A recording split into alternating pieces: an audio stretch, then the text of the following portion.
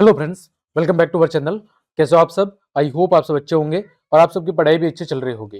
तो प्यारे विद्यार्थियों, कक्षा 9 विज्ञान विषय की एमसीक्यू की सीरीज में आज हम बात करेंगे अध्याय 2, क्या हमारे आसपास के पदार्थ शुद्ध हैं, के महत्वपूर्ण परीक्षा उपयोगी बहुवैकल्पिक प्रश्न की। जैसा कि हमने आपके चैप्टर 1 के महत्वपूर्ण एमसीक्यू को डिस्कस कर लिया था और साथ ही साथ हमने प्रत्येक एमसीक्यू की व्याख्या भी देखी थी, ताकि आपका चैप्टर का रिवीजन भी अच्छे से हो जाए। तो उसी कड़ी में आज हम बात करेंगे अध्याय 2 की। तो चलिए क्लास हम शुरू करते हैं। देखें, पहला प्रश्न है आपके सामने कि निम्नलिखित में से कौन सा समांगी मिश्रण का उदाहरण है। समांगी मिश्रण का इनमें से उदाहरण कौन सा है वो आपको बताना है। देखो, तेल और पानी, चीनी का पानी में विलयन, रेत और पानी, दाल और चावल। तो इसमें से जो सही उत्तर होगा वो होगा चीनी का पानी में विलयन। अब बात आती है समांगी मिश्रण की। तो समांगी मिश्रण क्या होता है? समांगी मिश्रण एक ऐसा मिश्रण होता है जिसमें जो घटक तत्व होते हैं वो पूरे एक दूसरे के अंदर क्या हो जाते हैं, घुल जाते हैं। यानी उस मिश्रण के अंदर जितने भी घटक तत्व मौजूद हैं, उन घटक तत्व की जो संरचना है वो एक समान होती है। यहाँ पर देखो, जब चीनी को पानी के अंदर मिलाओगे तो चीनी है वो पूरी तरह पानी के अंदर घुल जाएगी और फिर चीनी और पानी को अलग अलग कर पाना मुश्किल है। तो ये कौन सा मिश्रण होगा? समांगी मिश्रण। लेकिन देखो आप, तेल और पानी ये दोनों एक दूसरे के अंदर पूरी तरह नहीं घुलेंगे, है ना? तो इनको आसानी से अलग अलग पहचाना जा सकता है। तो ये कौन सा मिश्रण होगा? ये मिश्रण होगा आपका विषमांगी। ठीक उसी तरह रेत और पानी का मिश्रण, दाल और चावल का मिश्रण, ये क्या है? ये दोनों ही आपके विषमांगी मिश्रण के उदाहरण हैं। तो आपको याद रखना है कि मिश्रण दो प्रकार का होता है, समांगी और विषमांगी।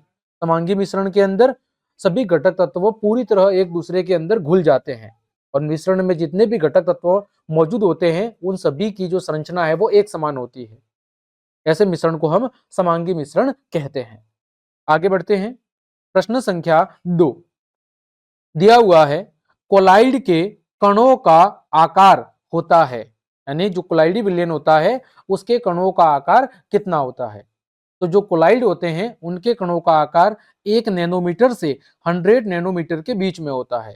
कितना होता है? 1 नैनोमीटर से लेकर 100 नैनोमीटर के बीच में होता है। यानी कोलाइड क्या है आपका? कोलाइड आपका एक प्रकार का मिश्रण है। क्या है? एक प्रकार का मिश्रण है। इसके कणों को हम नग्न आंखों से नहीं देख सकते। ये जो इसके कण हैं, इन कणों को हम नग्न आंखों से यानी खुली आंखों से देख नहीं सकते हैं। ठीक है? लेकिन जो कोलाइडी होते हैं, जो कोलाइडी कण होते हैं, वो एक विशेष प्रकार का प्रभाव उत्पन्न करते हैं या दर्शाते हैं, और वो होता है टिंडल प्रभाव। क्या होता है? टिंडल प्रभाव। यानी जब प्रकाश की किरणें किसी कोलाइडी विलयन से होकर गुजरती है तो ये प्रकाश की किरणों का जो मार्ग है उसको फैला देता है, जिसे हम क्या कहते हैं? जिसे हम टिंडल प्रभाव के नाम से जानते हैं। आगे बढ़ते हैं। तीसरा प्रश्न है कि टिंडल प्रभाव किस प्रकार के मिश्रण में देखा जाता है। तो अभी मैंने बताया कि जो आपका टिंडल प्रभाव है वो कोलाइडी प्रकार के मिश्रण के अंदर देखा जाता है, कोलाइडी विलयन अथवा कोलाइडी मिश्रण के अंदर देखा जाता है। मैंने समझाया कि टिंडल प्रभाव क्या होता है।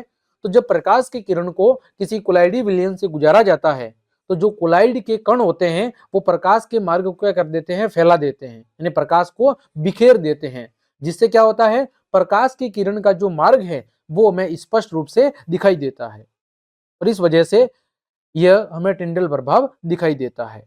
ठीक, आगे बढ़े हम।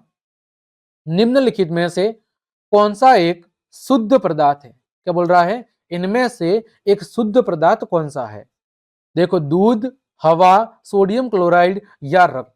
तो इसमें से जो आपका सोडियम क्लोराइड है, जिसे हम NaCl या साधारण नमक भी कहते हैं, ये आपका एक शुद्ध पदार्थ है। अब बात आती है शुद्ध पदार्थ की। तो शुद्ध पदार्थ क्या होते हैं? तो शुद्ध पदार्थ वे पदार्थ होते हैं जो केवल एक ही प्रकार के कणों से मिलकर बने होते हैं। जो केवल एक ही प्रकार के कणों से मिलकर क्या होते हैं? एक ही प्रकार के कणों से मिलकर बने होते हैं। उन्हें हम क्या कहते हैं? उन्हें हम शुद्ध पदार्थ कहते हैं। ठीक, तो यहां पर देखो, दूध, हवा और रक्त ये तीनों ही क्या है? आपके मिश्रण है। क्या है? ये तीनों ही आपके मिश्रण है। इस वजह से ये आपके शुद्ध पदार्थ नहीं है। लेकिन सोडियम क्लोराइड ये क्या है, आपका एक रासायनिक यौगिक है। क्या है, यह आपका एक रासायनिक यौगिक है जो किससे मिलकर बना है, जो आपके सोडियम और क्लोरीन के परमाणुओं से मिलकर बना है, और इस वजह से यह क्या है, एक प्रकार का शुद्ध पदार्थ है।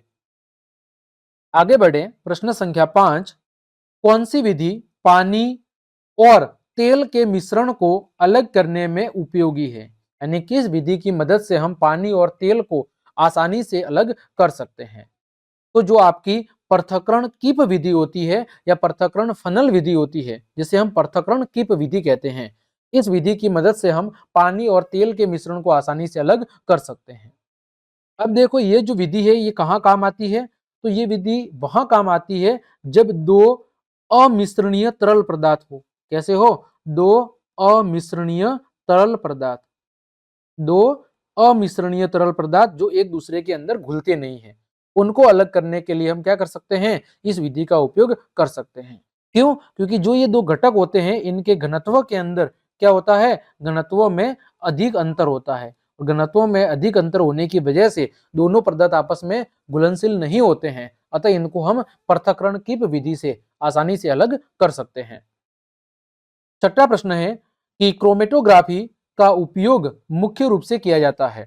क्रोमेटोग्राफी जो पृथक्करण की एक विधि है, उसका उपयोग कहाँ किया जाता है, तो रंगों को अलग अलग करने के लिए क्रोमेटोग्राफी विधि का उपयोग किया जाता है। यानी यह एक ऐसी तकनीक है जिसका उपयोग मिश्रण के अंदर जो अलग अलग घटक है उनको अलग अलग करने के लिए किया जाता है। अब ये जो तकनीक है, ये जो आपके मिश्रण के अंदर जो अलग अलग घटक होते हैं उनकी गतिशीलता में जो अंतर पाया जाता है, उस गतिशीलता में अंतर के आधार पर काम करती है, जहां पर हम अलग अलग रंजकों को क्रोमेटोग्राफी विधि के द्वारा अलग अलग कर सकते हैं। आगे बढ़े, 7वां, निम्नलिखित में से कौन सा भौतिक परिवर्तन का उदाहरण है। देखो इनमें से भौतिक परिवर्तन का उदाहरण कौन सा है, लोहे में जंग लगना, कागज का जलना, मोमबत्ती का पिघलना, दूध का दही बनना। तो जो मोमबत्ती का पिघलना है वो आपका एक भौतिक परिवर्तन है। अब देखो जो भौतिक परिवर्तन होता है उसमें होता क्या है, तो उसमें केवल पदार्थ के जो भौतिक गुण धर्म है, जैसे रंग, रूप, आकार, अवस्था या घनत्व, इनके अंदर ही बदलाव देखने को मिलता है। भौतिक परिवर्तन में कोई भी नया पदार्थ नहीं बनता है, यहाँ पर कोई भी नया पदार्थ नहीं बनता है। ठीक है, साथ ही साथ ये अभिक्रिया या परिवर्तन कैसा होता है, उत्कर्मणीय होता है। कैसा होता है, उत्कर्मणीय, मतलब दोनों दिशाओं में संभव होता है। जैसे ए से यदि आपने बी बना दिया तो वापस बी से ए भी बना सकते हो। यानी कुल मिला के कहे कि ये एक अस्थायी परिवर्तन होता है। कैसा परिवर्तन होता है, अस्थायी परिवर्तन होता है। ठीक है, तो ये आपके भौतिक परिवर्तन के बारे में बात होगी। आगे बढ़ते हैं, 8वां प्रश्न है, रासायनिक परिवर्तन की विशेषता क्या है। रासायनिक परिवर्तन की विशेषता क्या है, नया पदार्थ बनना, कोई ऊर्जा परिवर्तन नहीं होना, परिवर्तन रिवर्सिबल यानी उत्क्रमणीय होना, या पदार्थ का केवल आकार बदलना। तो इनमें से जो रासायनिक परिवर्तन की विशेषता है वो है नया परिवर्तन, नया पदार्थ बनना। यानी रासायनिक परिवर्तन में क्या होता है, एक या एक से अधिक नए पदार्थ बनते हैं, और साथ ही साथ ऊर्जा में भी परिवर्तन होता है। और ये परिवर्तन अक्सर कैसा होता है, अपरिवर्तनीय होता है, मतलब अनुत्क्रमणीय। यदि आपने ए से बी बना दिया तो वापिस बी से आप ए नहीं बना सकते। मतलब जैसे आपने दूध से दही बना दिया तो अब चाहकर भी आप दही से वापिस दूध नहीं बना सकते हैं। तो रासायनिक परिवर्तन के अंदर एक नए गुणों वाले नए पदार्थ का क्या होता है, निर्माण होता है। आगे 9वां है, वायु एक उदाहरण है। वायु किसका उदाहरण है, शुद्ध पदार्थ का, यौगिक का, समांगी मिश्रण का या विषमांगी मिश्रण का। तो वायु किसका उदाहरण है, वायु आपके एक समांगी मिश्रण का उदाहरण है। क्यों, क्योंकि जो वायु है, वायु आपकी क्या है, तो वायु विभिन्न गैसों का मिश्रण है। वायु क्या है, विभिन्न गैसों का मिश्रण है। वायु आपके विभिन्न गैसों का क्या है, विभिन्न गैसों का मिश्रण है, जिसमें आपकी nitrogen, oxygen, organ, hydrogen, CO2 ये सारी गैसें क्या होती है, शामिल होती है। और ये सभी गैसें एक दूसरे से समान रूप से क्या होती है, मिश्रित, यानी आपस में एक दूसरे के अंदर क्या होती है, बिल्कुल मिश्रित होती है। इसी वजह से वायु क्या है, एक प्रकार का समांगी मिश्रण है। यानी वायु के अंदर आसानी से ये सारी गैसें आपको अलग अलग दिखाई नहीं देती है, पूर्ण रूप से मिश्रित होती है। इस वजह से कौन सा मिश्रण होगा, एक समांगी मिश्रण। 10वां है, निम्नलिखित में से कौन सी विधि ठोस और द्रव के विषमांगी मिश्रण को पृथक करने में सहायक है। ठोस और द्रव के विषमांगी मिश्रण को अलग अलग करने में मददगार है। अपकेंद्रण, आसवन, क्रिस्टलीकरण या वाष्पीकरण। तो इसका सही उत्तर होगा अपकेंद्रण। अपकेंद्रण में क्या होता है कि जो मिश्रण होता है, मिश्रण को उसके घनत्व के आधार पर अलग अलग किया जाता है। यानी ये ठोस और द्रव का जो विषमांगी मिश्रण है उसको अलग करने में सहायक है। जैसे मैं बात करूं, रक्त को प्लाज्मा से अलग करना, रक्त को प्लाज्मा से अलग करना, रक्त को प्लाज्मा से अलग करना, तो यहां पर कौन सी विधि काम आएगी, अपकेंद्रण विधि। आगे बढ़े, 11वां, कोलाइड में फैलाए गए कणों को क्या कहा जाता है। तो कोलाइड के अंदर जो फैलाए गए कण होते हैं उन्हें कहा जाता है आपका, क्या कहा जाता है, विसरित चरण कहा जाता है। क्या कहा जाता है, विसरित चरण कहा जाता है। अब कोलाइड के अंदर दो चरण होते हैं, क्या होते हैं, दो चरण, एक विसरित चरण और एक विसरित माध्यम, यानी प्रक्षिप्त माध्यम और प्रक्षिप्त कण, है ना। तो यही है आपका विसरित चरण।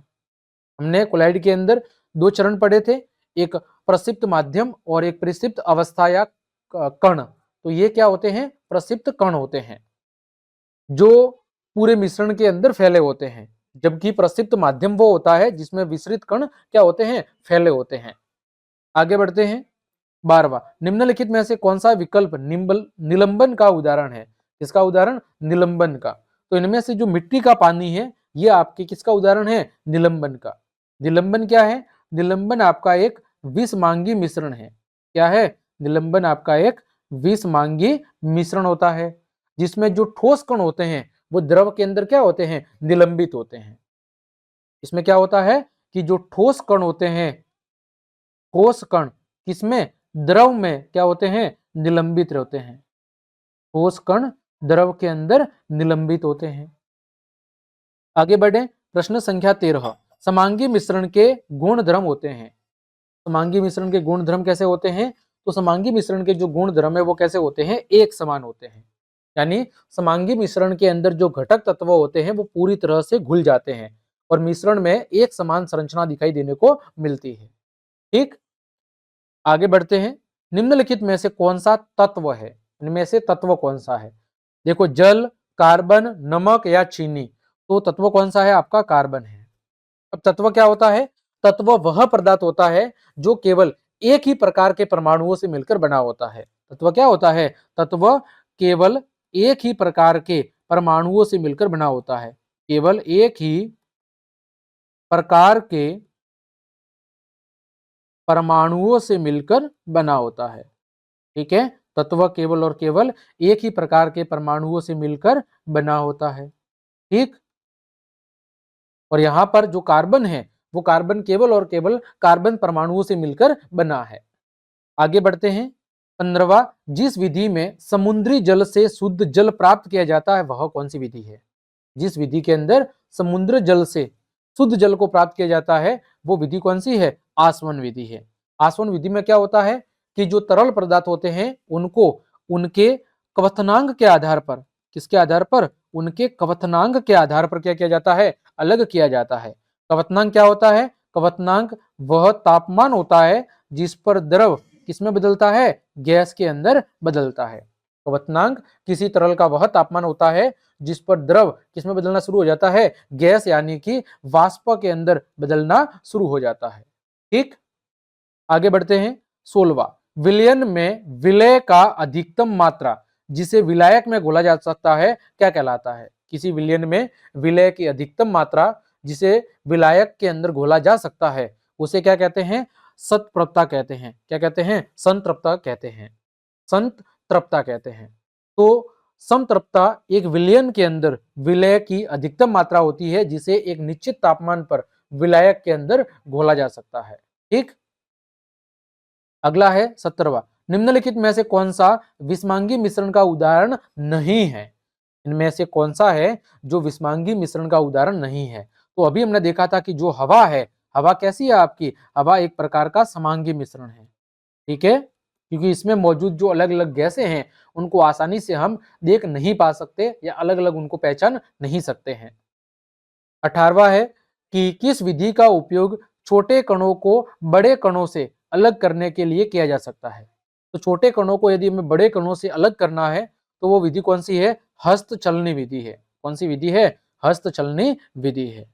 आप सभी प्यारे विद्यार्थियों से रिक्वेस्ट है कि यदि आप घर बैठे बेहतरीन पढ़ाई करना चाहते हैं तो आज ही हमारे चैनल को सब्सक्राइब करें और हमारे टेलीग्राम चैनल को ज्वाइन कर लें, ताकि आपको सभी प्रकार की क्लासेस, पीडीएफ, नोट्स बिल्कुल फ्री ऑफ कॉस्ट मिल सके। तो हमारे दो चैनल है, एक गोविंद लेक्चर्स और एक गोविंद मैथ लेक्चर्स, दोनों ही चैनल को आप ज्वाइन जरूर करें। आगे बढ़े, प्रश्न संख्या 19 है कि निम्नलिखित में से कौन सा सिद्धांत टिंडल प्रभाव की व्याख्या करता है? तो देखो इनमें से कौन सा सिद्धांत है जो आपके टिंडल प्रभाव की क्या करता है? टिंडल प्रभाव की व्याख्या करता है, वो आपको बताना है। तो देखें, प्रकाश का परावर्तन, प्रकाश का प्रकीर्णन, प्रकाश का अपवर्तन या प्रकाश का ध्रुवण, इनमें से ऐसा कौन सा सिद्धांत है जो आपके किसका? टिंडल प्रभाव की अच्छे से व्याख्या करता हो? तो इसका जो सही उत्तर होगा वो होगा प्रकाश का प्रकीर्णन। यानी टिंडल प्रभाव कोलाइडी कणों के प्रकाश को प्रकीर्णित करने की वजह से ही होता है। यानी प्रकाश के प्रकीर्णन में होता क्या है? प्रकाश किरण के मार्ग को दृश्यमान बनाया जाता है, और जब प्रकाश की किरण कहां से गुजरती है? किसी कोलाइडी विलयन से होकर गुजरती है। आगे 20वां है, कोलाइडी कणों की गति को क्या कहा जाता है? तो कोलाइडी कणों की जो गति है उसे कहा जाता है ब्राउनियन गति।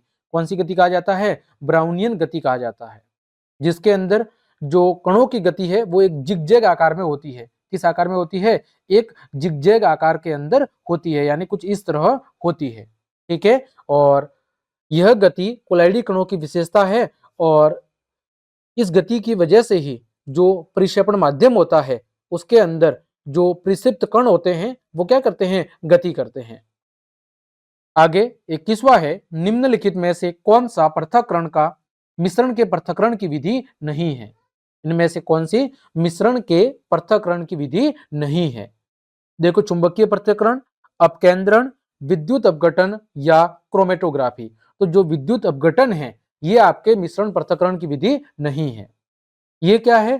तो ये आपके एक रासायनिक प्रतिक्रिया को चलाने के लिए क्या है? रासायनिक प्रतिक्रिया को चलाने के लिए एक प्रक्रिया है जिसमें विद्युत की मदद से किसी रासायनिक अभिक्रिया को संपन्न करवाया जाता है, और ये अलग अलग यौगिकों को विघटित करने के लिए काम में ली जाती है, न कि मिश्रण को अलग करने के लिए। आगे बढ़े, 22वां है, निम्नलिखित में से कौन सा विलयन में विलय की घुलनशीलता को बढ़ाता है? इनमें से ऐसा कौन सा कारक है जो किसी विलयन के अंदर विलय की घुलनशीलता को बढ़ाने का काम करता है? तो जो तापमान में वृद्धि है ये किसी भी विलयन के अंदर विलय की घुलनशीलता को बढ़ाने का काम करता है। यानी ज्यादातर जो ठोस होते हैं वो तापमान में वृद्धि के साथ क्या होते हैं? उनकी घुलनशीलता के अंदर वृद्धि होती है ना? क्योंकि होता क्या है कि तापमान में जैसे जैसे वृद्धि होगी तो कणों के बीच का जो आकर्षण बल है वो धीरे धीरे क्या होगा? कम होगा, जिसकी वजह से ठोस पदार्थों की जो घुलनशीलता है वो क्या हो जाएगी? बढ़ जाएगी। आगे बढ़ते हैं, 23 है, निम्नलिखित में से कौन सी विधि अस्थिर और अनस्थिर यानी वोलेटाइल और नॉन वोलेटाइल ठोस को अलग करने में सहायक है? इनमें से ऐसी कौन सी विधि है जो आपके अस्थिर और अनस्थिर, वोलेटाइल और नॉन वोलेटाइल ठोस को अलग करने के अंदर सहायक है? तो इनमें से कौन सी विधि है? देखो, वाष्पीकरण, संघनन, आसवन या छनन। तो देखो, यहां पर जो आपकी संघनन विधि है ये विधि आपके अस्थिर और अनस्थिर ठोस को अलग करने में सहायक है। देखो, आपने पढ़ा होगा एक विधि कौन सी होती है? ऊर्ध्वपातन। कौन सी विधि होती है? ऊर्ध्वपातन। ऊर्ध्वपातन में क्या होता है? ठोस पदार्थ को गर्म करने पर वो सीधे ही किसमें बदल जाता है? गैस के अंदर बदल जाता है। अब जो आपकी ये विधि है संघनन, इस विधि का उपयोग जो वाष्पशील ठोस पदार्थ है जो ऊर्ध्वपातित हो जाते हैं उनको गैर वाष्पशील ठोस पदार्थ से अलग करने के लिए किया जाता है। यानी एक ऐसा पदार्थ जो ऊर्ध्वपातज है और दूसरा आपका ऊर्ध्वपातज नहीं है, तो इस विधि की मदद से हम ऊर्ध्वपातज और अऊर्ध्वपातज पदार्थ यानी वाष्पशील ठोस पदार्थ और अवाष्पशील ठोस पदार्थ दोनों को हम आसानी से अलग कर सकते हैं। ठीक, आगे बढ़ते हैं। 24, निम्नलिखित में से कौन सा शुद्ध पदार्थ नहीं है? तो देखो इनमें से लोहा, तांबा, कांचा या सोना, तो शुद्ध पदार्थ कौन सा नहीं है? तो कांचा है वो आपका शुद्ध पदार्थ नहीं है, क्योंकि कांचा क्या है? आपकी एक मिश्र धातु है। क्या है? ये आपकी एक मिश्र धातु है ना, जो किससे मिलकर बनी होती है? जो मुख्य रूप से आपके तांबा और टीन से मिलकर बनी होती है। किससे मिलकर बनी होती है? तांबा और टीन से मिलकर बनी होती है। इस वजह से ये आपका शुद्ध पदार्थ नहीं है। 25वां है आपका कि कोलाइड में विसरित माध्यम और विसरित कण के आधार पर कोलाइड को वर्गीकृत किया जाता है। निम्नलिखित में से कौन सा वैसा कोलाइड है जिसमें ठोस कण द्रव माध्यम के अंदर फैले होते हैं? यानी ऐसा कौन सा कोलाइडी विलयन है जिसमें ठोस कण द्रव माध्यम के अंदर फैले होते हैं? तो वो कौन सा है आपका? तो वो है आपका सोल। क्या है? सोल। सोल एक प्रकार का ऐसा कोलाइडी विलयन है जिसमें ठोस कण एक तरल माध्यम के अंदर फैले होते हैं। उदाहरण के लिए आपका पेट, पेट के अंदर कोशिका द्रव्य और गंदा पानी दोनों शामिल है ना। इसके बाद जेल एक ठोस के अंदर फैला हुआ क्या है? तरल है। और फोम तरल पदार्थों के अंदर फैली हुई गैस है। तो ये अलग अलग कोलाइडी विलयन के उदाहरण हैं, आपने वर्गीकरण पढ़ा होगा। आगे बात करें 26 की, निम्नलिखित में से कौन सा कोलाइड का उदाहरण है जहां गैस द्रव में फैली होती है? जहां पर गैस कहां पर फैली होती है? द्रव के अंदर फैली होती है। तो इसका सही उदाहरण है आपका फोम। फोम एक ऐसा कोलाइडी विलयन है जिसमें गैस के कण एक तरल माध्यम के अंदर फैले होते हैं, है ना। जैसे आपकी शेविंग क्रीम, साबुन का झाग, ये सब क्या है? ये सब आपके फोम के उदाहरण है। जबकि इमल्सन एक और होता है। इमल्सन में क्या होता है? तरल में तरल का विलयन होता है। तरल में तरल का विलयन, यानी द्रव में द्रव का विलयन होता है। धुआं क्या होता है? धुआं गैस में ठोस का विलयन होता है। धुआं गैस में ठोस। सोल क्या होता है? सोल आपका द्रव में ठोस का विलयन होता है। द्रव में ठोस का विलयन होता है। आगे 27, जब दो द्रव एक दूसरे में मिलकर समांगी मिश्रण बनाते हैं तो उन्हें क्या कहते हैं? देखो जब दो द्रव एक दूसरे के अंदर मिलकर या घुलकर एक विलयन बनाते हैं तो उसे क्या कहते हैं? मिश्रणशील। क्या कहते हैं? उसे मिश्रणशील समांगी मिश्रण कहा जाता है, जिसमें ऐसे दो तरल पदार्थ शामिल होते हैं जो आपस में क्या हो जाते हैं? बिल्कुल मिश्रित हो जाते हैं। ठीक, आगे बढ़े। प्रश्न संख्या 28, निम्नलिखित में से कौन सा पदार्थ पानी में घुलनशील नहीं है? तो इनमें से चीनी, नमक, तेल या शराब। जो आपका तेल है, तेल पानी के अंदर घुलनशील नहीं होता है। ठीक है, बाकी चीनी, नमक और अल्कोहल ये तीनों ही ध्रुवीय होते हैं और ध्रुवीय भाग होने की वजह से ये आसानी से पानी के अंदर घुलनशील होते हैं। 29 है, किस विधि का उपयोग एक विलयन से द्रव को निकालने के लिए किया जाता है जबकि विलय क्या हो? ठोस पदार्थ हो? तो देखो यहां पर वाष्पीकरण, क्रिस्टलीकरण, आसवन या अपकेंद्रण। तो जो वाष्पीकरण विधि है उसका उपयोग हम द्रव से किसी विलय ठोस पदार्थ को अलग करने के लिए कर सकते हैं। ठीक है, वाष्पीकरण में होगा क्या? एक तरल को गैसीय अवस्था के अंदर बदला जाएगा, जहां से तरल के अंदर ठोस का जो विलयन है वो क्या हो जाएगा? वाष्पित हो जाएगा। और जो तरल वाष्प के अंदर बदल जाएगा वो अलग हो जाएगा और आपका जो ठोस विलय है वो पीछे रह जाएगा। यानी जो द्रव पदार्थ है वो वाष्पित हो जाएगा और जो ठोस पदार्थ है वो वहीं पर क्या जाएगा? आपके ठोस पदार्थ के रूप में पीछे रह जाएगा, क्योंकि उसका गलनांक ज्यादा होगा। तो सीधी सी बात है कि उसका गलनांक या जो कवथनांक है वो ज्यादा होने की वजह से वो बाद में वाष्पित होगा। तो जिसका कवथनांक कम होगा वो पहले वाष्पित हो जाएगा और जो ठोस पदार्थ है वो बाद में वाष्पित हो जाएगा, तो वो पीछे शेष रह जाएगा। 30वां है, मिट्टी का तेल और पानी के मिश्रण को अलग करने के लिए किस उपकरण का उपयोग किया जाता है? तो देखो मिट्टी का तेल और पानी के मिश्रण को यदि हमें अलग करना है तो हम पृथक्करण कीप विधि से उसको आसानी से अलग कर सकते हैं, क्योंकि पृथक्करण कीप विधि से दो अमिश्रणीय तरल पदार्थों को अलग किया जा सकता है।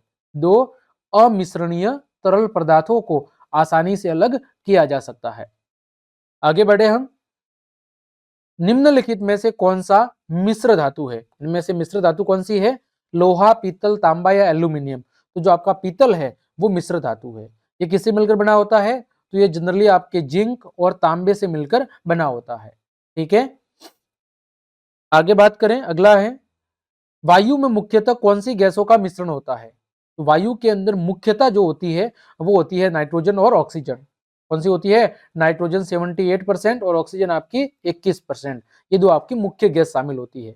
इसके अलावा भी ऑर्गन, कार्बन डाइऑक्साइड, हाइड्रोजन जैसी अन्य गैसें भी होती है, लेकिन वो बहुत ही कम मात्रा में होती है। 33 है, निम्नलिखित में से कौन सी विधि रक्त से प्लाज्मा और रक्त कोशिकाओं को अलग करने में उपयोगी है।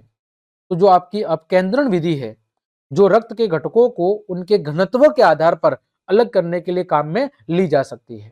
ठीक। चौथी से प्रक्रिया जिसमें ठोस सीधे ही गैस में परिवर्तित हो जाता है, उसे क्या कहते हैं? तो उसे हम क्या कहते हैं? उसे हम कहते हैं ऊर्ध्वपातन। क्या कहते हैं? उसे हम कहते हैं ऊर्ध्वपातन। यहाँ पर ये संघनन छपा है, तो संघनन भी सही है और आप ऊर्ध्वपातन भी कह सकते हैं। क्या कह सकते हैं? ऊर्ध्वपातन भी कह सकते हैं। संघनन की जगह आप ऊर्ध्वपातन कहेंगे तो ठीक रहेगा। जहां पर पदार्थ को गर्म करने पर ठोस सीधे ही कहां पर बदल जाता है? गैस के अंदर बदल जाता है, बिना द्रव में बदले। 35 है, निम्नलिखित में से कौन सा संघनन यानी कि ऊर्ध्वपातज करने वाला पदार्थ है, यानी ऊर्ध्वपातज पदार्थ कौन सा है? ठीक है, निम्नलिखित में से कौन सा ऊर्ध्वपातज पदार्थ है? देखो, नमक है, कपूर है, चीनी है या रेत है। तो आपका जो ऊर्ध्वपातज पदार्थ है वो कौन सा है आपका? तो वो आपका कपूर है। कौन सा है? कपूर है। अगला 36 है, निम्नलिखित में से कौन से परिवर्तन में ऊर्जा का अवशोषण होता है, इन ऊर्जा को अंदर की तरफ अवशोषित किया जाता है। देखो, बर्फ का पिघलना बिल्कुल सही बात है और पानी का वाष्पीकरण। तो ऑप्शन नंबर बी और सी दोनों ही सही है, क्योंकि देखो बर्फ यदि पानी के अंदर बदल रहा है, इसका मतलब उसको ताप मिल रहा है, उसमें ऊष्मा अवशोषित हो रही है। साथ ही साथ पानी वाष्पित हो रहा है, तो पानी गैस में बदल रहा है, इसका मतलब पानी के अंदर ऊष्मा अवशोषित हो रही है। 37 है, निम्नलिखित अवयवों के उबलने के बिंदु में अंतर का उपयोग किस विधि में किया जाता है ना?